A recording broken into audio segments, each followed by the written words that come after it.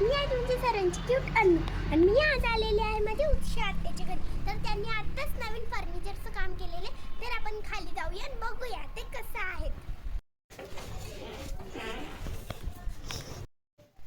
तर हे आहे आमच्या उषा आत्याचं घर आणि आता मी सध्या आहे ना त्यांनी केलेलं फर्निचर तुम्हाला दाखवणार आहे आणि मी माझ्या उषा आत्याला तुम्हाला नेक्स्ट ब्लॉगमध्ये दाखव.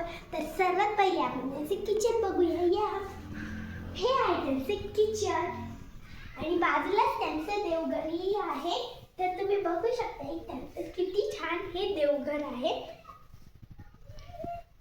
आणि आता आपण बघूया त्यांचा हॉल. तर